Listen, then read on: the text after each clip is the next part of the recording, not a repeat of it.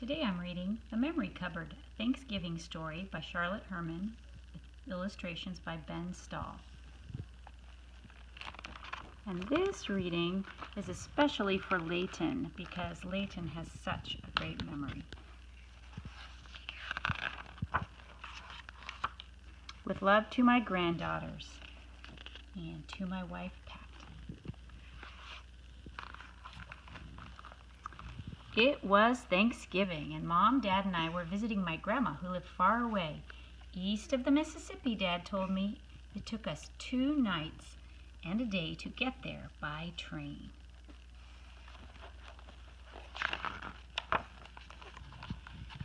Mom's brother, Uncle Eddie, met us at the station.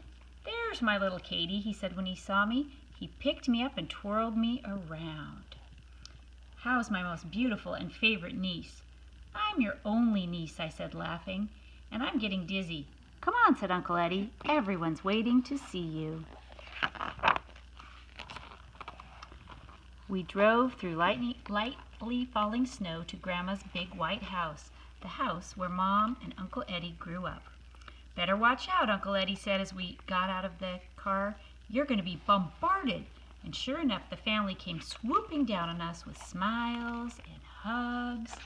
There was Great Uncle Bernie, Great Aunts Barbara and Laura, and Aunt Ruth with little Davy asleep in her arms.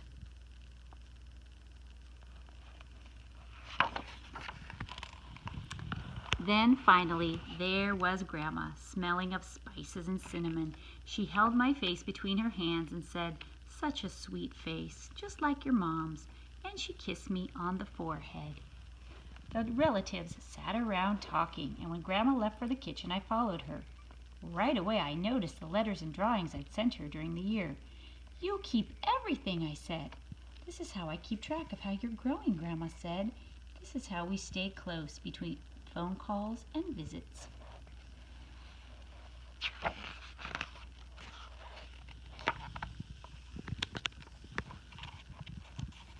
Grandma placed the turkey on a platter. "It's time, Katie," she said. Is that it? Okay. "It's time, Katie," she said. And I knew what I was supposed to do. I plucked a small glass bell from a shelf and walked around the living room, ringing the bell, calling, "Turkey time! Turkey time!" My call brought everyone into the dining room. Grandma came in with the turkey, and Mom brought stuffing and sweet potatoes. "This is a feast fit for a king," said Great Uncle Bernie. "The turkey looks too pretty to carve," said Great Aunt Barbara. "I've been waiting for Thanksgiving all year," said Aunt Ruth, and we all sat down at the table. Uncle Eddie carved the turkey. "Say, where's our old turkey platter, the one with the little turkeys running around the border? I've never seen this one before." "Oh, I decided it was time for a change," said Grandma with a wave of her hand. "Let's eat." I took some of everything because I was so hungry. Grandma served the gravy in a white gravy boat. I traced the blue flowers with my finger. "Your Mom and Uncle Eddie bought this for me for Mother's Day a long time ago," Grandma said when she saw me admiring the gravy boat. "We saw it in a store window," said Mom, "and we knew that Grandma had to have it. We both broke into our piggy bank," said Uncle Eddie. He continued, "but we didn't have enough money, so your grandpa gave us the rest." We had a wonderful time eating and singing. Great Aunt Laura led us in her favorite song, "Over the River and Through the Woods." Then it was time to clear the table for dessert. I wanted to help. I picked up the gravy boat carefully in both hands, but the next thing I knew, it had slipped out of my hands and crashed to the floor. There was complete silence.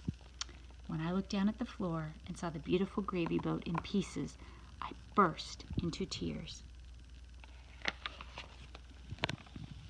Grandma looked at the pieces and then at me. Without a word, she took my hand and she led me away. Where were we going? I was still crying as she led me out of the kitchen, up the back stairway into a little guest room. It had a bed, a rocking chair, and a tall wooden cupboard painted white.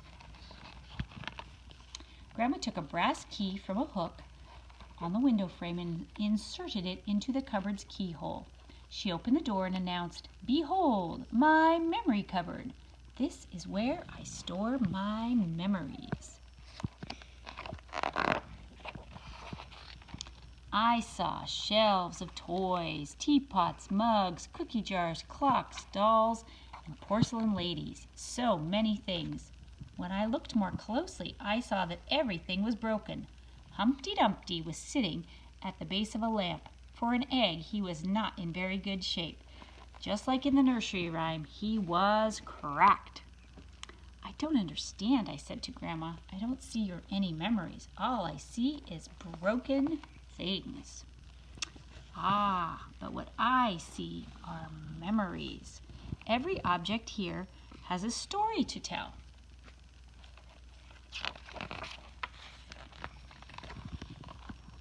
Grandma reached into the cupboard and brought out a striped mug with a chipped rim. Grandpa's favorite coffee mug, for instance. Whenever I look at it, I see Grandpa at the table enjoying his morning coffee. "How did it get chipped?" I asked. "From years of use, loving use," said Grandma. She sniffed the mug. "You know, I do believe I can still smell the coffee." I sniffed too, but I couldn't smell anything. "Tell me about Humpty Dumpty," I said. Grandma wiped a speck of dust from Humpty's cracked head. "Grandpa and I told your mom and Uncle Eddie years of bedtime stories by the light of this lamp. One day they were chasing each other around the room, and Humpty Dumpty had a great fall." I laughed, and so did Grandma. "And now I'll tell you a little secret," said Grandma. "Just today, as I was washing this," she reached into the cupboard and pulled out the old turkey platter, the one with the little turkeys running around the border. A chunk of the platter was missing. "I knocked the platter against the faucet," she explained. "I'm afraid I killed a turkey or two." "Oh, I'm so sorry," I said. "It's okay," said Grandma, returning the platter to the cupboard. "It doesn't matter." She sat down on the bed, patted a place for me next to her, and put her arm around me. "And it doesn't matter about the gravy boat either. Sometimes, no matter how careful we are, things we're fond of get broken. But things are just things. People are more important, especially granddaughters." Grandma smiled at me. "We can glue the gravy boat together," she said, "and whenever I look at it, I'll see your mom and Uncle Eddie so proud and excited the day they gave it to me. And I'll remember today when I shared my memory cupboard with you. I knew I would remember too." We heard Mom calling from downstairs. "Let's go," said Grandma. "We have lots more Thanksgiving memories to make."